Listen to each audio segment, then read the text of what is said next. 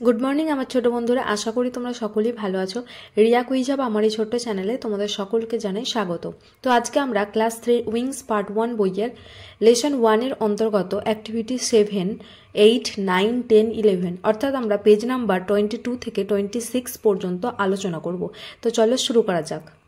Activity 7-এ বলা হয়েছে fill in the gaps অর্থাৎ ফাঁকা স্থানগুলি পূর্ণ করো উইথ অ্যাপ্রোপ্রিয়েট ওয়ার্ডস অর্থাৎ উপযুক্ত শব্দগুলি দিয়ে from the help box given below অর্থাৎ নিচে দেওয়া সাহায্যকারী বাক্স থেকে নিয়ে। 1 ইজ ডান ফর ইউ অর্থাৎ একটি তোমার জন্য করে দেওয়া হয়েছে। একে দেখা যাচ্ছে দেখো the tiger lives in a cave অর্থাৎ বাঘটি একটা গুহার মধ্যে থাকে। 2 নম্বরে আছে টাইগার হ্যাজ 4 ড্যাশ অর্থাৎ বাঘের আছে 4টি, কি হবে না আমাদের হেল্প বক্স থেকে হবে পজ অর্থাৎ টাইগার হ্যাজ 4 পজ অর্থাৎ বাঘের 4টি পায়ের থাবা আছে। 3 নম্বরে মানে Meena is a dash girl অর্থাৎ কি লিখবো না Meena is a smart girl অর্থাৎ মিনা একটি কি না চটপটে বা চালাক মেয়ে। 4 নম্বর আছে ক্রোজ ইট ড্যাশ, কি হবে না ক্রোজ ইট লেফট ওভার্স অর্থাৎ কাকেরা কি খায় না অবশিষ্ট বা উচ্ছিষ্ট অংশ খায়। 5 নম্বর আছে the dash baby is crying, কি লিখবো না the hungry baby is crying অর্থাৎ ক্ষুধার্ত শিশুটি কাঁদছে। লেটস লার্ন অর্থাৎ চলো শিখি। লুক এট দ্য পিকচার্স অর্থাৎ ছবিগুলোর দিকে তাকাও অ্যান্ড রিড পড়ো দ্য ফলোইং ওয়ার্ডস নিম্নলিখিত শব্দগুলি। প্রথম ছবিতে দিয়ে দেখছি একটি লোক আছে খুব লম্বা, আর একটিতে দেখছি আরেকটি লোক আছে বেঁটে। তো সেগুলোকে ইংরেজিতে বলা হচ্ছে টল, শর্ট অর্থাৎ লম্বাকে বলা হচ্ছে টল এবং বেঁটে বা খাটোকে বলা হচ্ছে শর্ট। একইভাবে আমরা দ্বিতীয় ছবিতে দেখতে পাচ্ছি একটি লোক খুব মোটা আর একটি রোগা। তো মোটা লোকটিকে ইংরেজিতে বলা হয় ফ্যাট, মোটার ইংরেজি ফ্যাট এবং রোগা যে সেই রোগা শব্দের ইংরেজি প্রতিশব্দ হলো থিন। একেবারে নিচেরটা আমরা দেখতে পাচ্ছি যে একটি বিশাল বড় একটা বালতি আছে এবং পাশে একটি ছোট বালতি রাখা আছে। তো এই যে বিশাল আকার সেই বিশাল শব্দটিকে ইংরেজিতে বলা হচ্ছে লার্জ এবং ছোট বা ক্ষুদ্রটাকে বলা হচ্ছে স্মল। তো দেখো these are all opposite words অর্থাৎ এগুলো সবই হলো বিপরীতার্থক শব্দ। বিপরীতার্থক বলতে উল্টো, মানে আমরা একটা যেটা বলবো যে তার গুণাগুণটা বোঝাবো ঠিক তার উল্টোটা হচ্ছে। যেমন ধরো টল যে লম্বা ঠিক তার উল্টোটা কি হয়ে যাচ্ছে বেঁটে বা খাটো। তো এইভাবে সবগুলোই ফ্যাট মানে মোটা, থিন হয়ে যাচ্ছে রোগা এবং লার্জ মানে বিশাল এবং স্মল হয়ে যাচ্ছে ছোট। তো দেখো এখানে বলা হচ্ছে রিড মোর অর্থাৎ আরও পড়ো। একের দাগে বলা হয়েছে দ্য ক্যাটারপিলার ইজ লেজি অর্থাৎ শুঁয়োপোকাটি কি না অলস, বাট কিন্তু দ্য বাটারফ্লাই প্রজাপতিটি ইজ হার্ড ওয়ার্কিং অর্থাৎ কঠোর পরিশ্রমী। তাহলে কি হচ্ছে এবার আমরা কিভাবে সেন্টেন্সের মধ্যে দিয়ে অপোজিট ওয়ার্ডগুলো ব্যবহার করতে হয় সেগুলো দেখছি। তো দেখো লেজি তাহলে অপোজিট কি হচ্ছে হার্ড ওয়ার্কিং। একইভাবে 2 নম্বরে আছে আই এগ্রি আমি রাজি টু গো যেতে ফর এ ম্যাজিক শো অর্থাৎ একটা যে জাদু প্রদর্শনীতে আর কি যাওয়ার জন্য সে প্রস্তুত বা রাজি। বাট কিন্তু মাই ফ্রেন্ডস ডিসএগ্রি কিন্তু আমার বন্ধুরা মানে রাজি নয় যেতে বা তারা মতামত প্রকাশ করছে না। তাহলে এগ্রির বিপরীত হয়ে যাচ্ছে ডিসএগ্রি।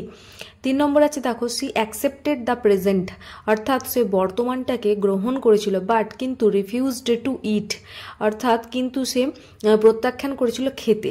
ঠিক আছে, তাহলে অ্যাকসেপ্টেড আর মানে গ্রহণ করা, রিফিউজ মানে প্রত্যাখ্যান করা। তাহলে অ্যাকসেপ্টেডের বিপরীত কি হয়ে গেল রিফিউজড। অ্যাক্টিভিটি 8-এ বলা হয়েছে fill in the chart below অর্থাৎ নিচের তালিকাটি পূর্ণ করো by using words given in the help box অর্থাৎ সাহায্যকারী বাক্সের মধ্যে দেওয়া যে শব্দগুলি ব্যবহারের দ্বারা। 1 ইজ ডান ফর ইউ অর্থাৎ একটি তোমাদের জন্য করে দেওয়া হয়েছে। যেমন ওয়ার্ড একদিকে লেখা আছে আর একদিকে লেখা আছে অপোজিট ওয়ার্ড অর্থাৎ শব্দ আর তার বিপরীতার্থক শব্দ। মানে লেজি তার অপোজিট কি হয়ে যাচ্ছে হার্ড ওয়ার্কিং অর্থাৎ অলস আর কঠোর পরিশ্রমী। এরকম হচ্ছে স্যাড, স্যাডের তাহলে অপোজিট আমরা কি পেয়ে যাব হ্যাপি অর্থাৎ কি না স্যাড মানে কেউ দুঃখিত হওয়া, হ্যাপি হলে আনন্দিত হওয়া। তারপর একইভাবে আছে লার্জ মানে কি বিশাল, তাহলে তার অপোজিট কি হবে স্মল ক্ষুদ্র, একটু আগে আমরা পড়লাম।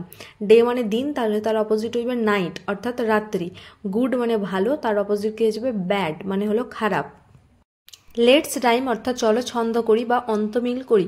লেটস রাইম অর্থাৎ চলো ছন্দ করি বা অন্তমিল করি বাই ইউজিং অ্যাপ্রোপ্রিয়েট ওয়ার্ডস অর্থাৎ সঠিক বা উপযুক্ত শব্দ ব্যবহারের দ্বারা।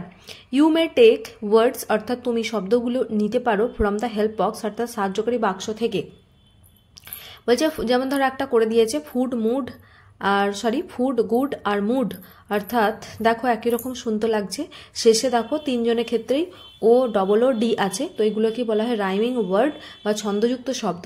তাহলে কি পেলাম না, ফুড, গুড, মুড। একইভাবে দেখো নিচেরটা আছে বার্ক, ডার্ক। হেল্প বক্স থেকে আমরা নিতে পারি কি, যে শার্ক, অথবা আমরা লার্কও নিতে পারি, একই রকম শুনতে লাগছে এবং সবগুলো শেষে দেখো এ আর কে আছে। তারপর একইভাবে ইট, বিট, আর কি নেব না হচ্ছে সিট। দেখো সবগুলোর শেষে ইএটি আছে, ইট, বিট, সিট, অর্থাৎ অনেকটাই একই শুনতে লাগছে শেষ দিকটা, তো এগুলোকেই বলে রাইমিং ওয়ার্ড। একইভাবে দেখো ওয়াইলি, তাহলে ওয়াইলি থেকে আমরা কি নেব না হচ্ছে হিলি আর হচ্ছে সিলি। একইভাবে দেখো ডগ আছে, তাহলে ডগ থেকে ডগের মতো করে শেষে ওজি আছে, এরকম ওয়ার্ড আমরা হেল্প বক্স থেকে নেব। তাহলে কি হবে না লগ, বগ, অর্থাৎ ডগ, লগ, বগ, বগ। তারপরে একইভাবে হাম্প, তাহলে হাম্প, তারপরে কি নেব আমরা না জাম্প, বাম্প, অর্থাৎ হাম্প, জাম্প, বাম্প। এই ধরনের একই ছন্দ বা অন্তমিলযুক্ত শব্দকে বলা হয় রাইমিং ওয়ার্ড। লেটস টক, অর্থাৎ চলো বলা বলি করি। টেল ইউর ফ্রেন্ডস, অর্থাৎ তোমার বন্ধুদের বলো। অ্যাবাউট ইউর পেট, অর্থাৎ তোমার পোষা প্রাণী সম্পর্কে। টেক হেল্প, সাহায্য নাও। ফ্রম দ্য ওয়ার্ডস, অর্থাৎ শব্দগুলো থেকে। Given in the help box, অর্থাৎ নিচে সাহায্যকারী বাক্সে দেওয়া শব্দগুলো সাহায্য নিয়ে আর কি করতে পারো বা বলা বলি করতে পারো। তো দেখো হেল্প বক্সে কি আছে, ফ্রেন্ডলি বন্ধুত্বপূর্ণ, হেল্পফুল মানে হচ্ছে সাহায্যকারী, ফানি মজাদার, লাভ ভালোবাসা, হাউস বাড়ি, পেট মানে পোষা, ইটস মানে খায়, নেম মানে নাম, প্লেজ মানে হচ্ছে খেলা, আর সেইজ মানে বলা, হ্যাপি মানে হচ্ছে আনন্দিত বা খুশি হওয়া। তো আমি একটা কথা বলি, যে যাদের হয়তো পোষা প্রাণী নেই তারা হয়তো বলবে আমার তো নেই, তাহলে আমি কি বলবো। তো এটা জাস্ট বলা একটা মানে এই জন্যেই যে যাতে তোমাদের ইংরেজিতে কথা বলার একটা দক্ষতা বৃদ্ধি পায়। তো সেই হিসাবে তোমাদের যাতে কনভারসেশন, বন্ধুদের সাথে কথোপকথন ভালো হয়, সেই জন্যই এটা বলা হয়েছে। তো তোমার পোষা প্রাণী থাক বা না থাক, আমি বলবো তোমরা এগুলো অবশ্যই চেষ্টা করবে, এতে তোমাদেরই যে ডেভেলপমেন্টটা ভালো হবে, স্কিলটা ভালো হবে যে ইংরেজিতে কথা বলার। তো আমি এখানে দেখো মাই পেট ক্যাট, অর্থাৎ আমার পোষা বিড়াল, এই নিয়ে আমি বলেছি। শুধু ক্যাট কেন, ক্যাটের বদলে যে কোনো যার যেটা আছে পোষা প্রাণী সে সেটা নিয়ে বলতেই পারে। ডগ নিয়েও কেউ বলতে পারে। তো বা কারোর হচ্ছে কাউ, বাড়িতে গরু আছে তো তাকে সে ভালোবাসে, সেটা নিয়েও সে বলতে পারে। তো চলো দেখো আমি লিখেছি যে I have a pet cat, আমার একটি পোষা বিড়াল আছে, and his name is Chintu, এবং তার নাম হলো চিন্টু। হি ইজ ফ্রেন্ডলি, সে বন্ধুত্বপূর্ণ, অ্যান্ড ভেরি হেল্পফুল, এবং খুবই সাহায্যকারী। হি ইজ ভেরি ফানি, অর্থাৎ সে খুব মজাদার, অ্যান্ড হি লাভস মি, সে আমাকে ভালোবাসে। হি অলওয়েজ স্টে, সে সবসময় থাকে, ইন আওয়ার হাউস, আমাদের বাড়ির মধ্যেই। হি ইটস মিল্ক, অর্থাৎ সে কি কি খায় সেটাই বলছি আর কি। হি ইটস মিল্ক, ফিশ, অর্থাৎ সে দুধ মাছ খায়, অ্যান্ড অলসো ক্যাচেস মাইস, এবং মানে আমাদের বাড়িতে ইঁদুরও সে ধরে, এভাবে বলতে পারো। হি প্লেজ উইথ মি, অর্থাৎ সে আমার সাথে খেলে। হি সেজ মিউ, অর্থাৎ সে মিউ মিউ করে আওয়াজ করে। হোয়েন হি লুকস মি, যখনই সে আমার দিকে তাকায় বা দেখে। আই অ্যাম ভেরি হ্যাপি, আমি খুবই খুশি। উইথ মাই চিন্টু, অর্থাৎ আমি আমার চিন্টুর সাথে আমি বেশ ভালো বা আনন্দিত থাকি।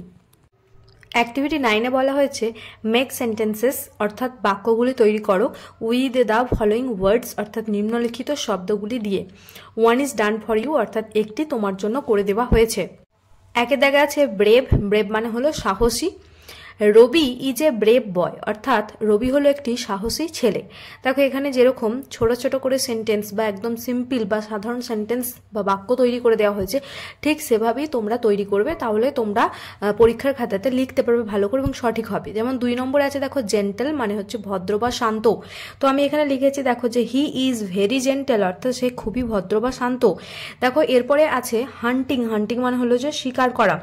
3 নম্বরে দেখো আমি করেছি যে the tiger was hunting a deer, অর্থাৎ বাঘটি একটি হরিণ শিকার করছিল। 4 নম্বরে আছে দেখো ইনভাইটেড, মানে আমন্ত্রণ করলো।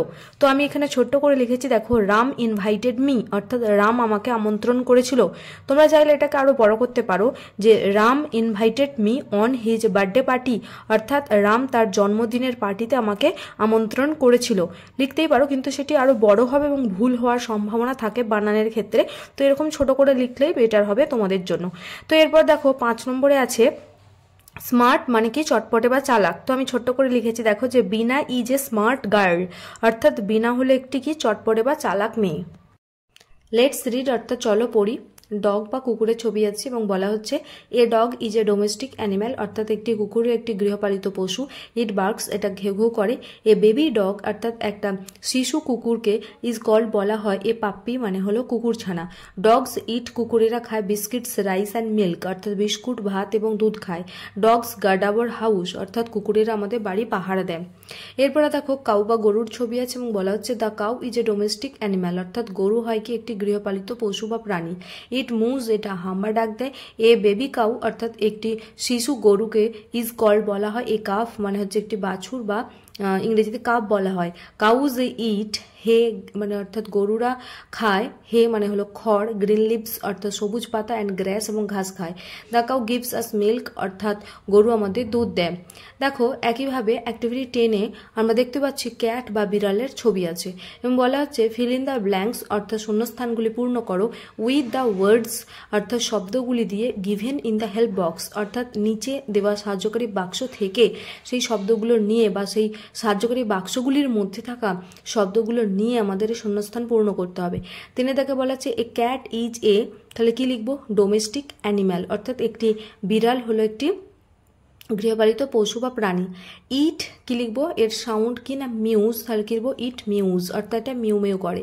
এ বেবি ক্যাট ইজ কল্ড, অর্থাৎ একটি শিশু বিড়ালকে বলা হয় এ কিটেন, অর্থাৎ একটি বিড়াল ছানা বলা হয় তাকে।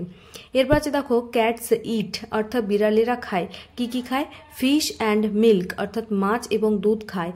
তারপর কি আছে ক্যাটস ক্যাচ, অর্থাৎ বিড়ালেরা ধরে, কি ধরে না মাইস, অর্থাৎ বিড়ালেরা ইঁদুর ধরে। অ্যাক্টিভিটি 11-এ বলা হয়েছে রাইট 3 সেন্টেন্সেস, অর্থাৎ 3টি বাক্য লেখো অ্যাবাউট দ্য কাউ, অর্থাৎ গরু সম্পর্কে।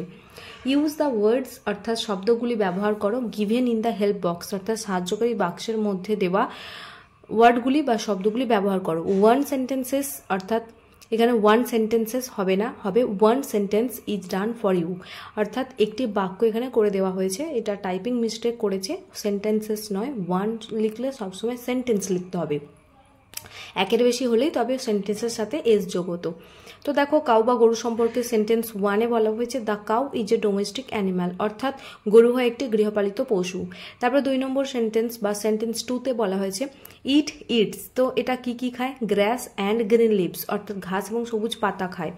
তারপরে দেখো সেন্টেন্স 3-তে আমাদের নিজেকে করতে হবে, তাহলে আমরা কি বলবো না ইট মুভস, অর্থাৎ এটা হাম্বা ডাক দেয়। তো দেখো এখানে যেহেতু 3টি বাক্য বলেছে এবং আরও অপশান আছে হেল্প বক্সে, আরও কয়েকটি শব্দ বা ওয়ার্ড আছে, তো আমরা করেই ফেলি। Its baby is called a calf, অর্থাৎ এর শিশুকে আমরা বলে থাকি কি একটা বাছুর বলে থাকি। ইট গিভস আস মিল্ক, অর্থাৎ এটা আমাদের দুধ দেয়।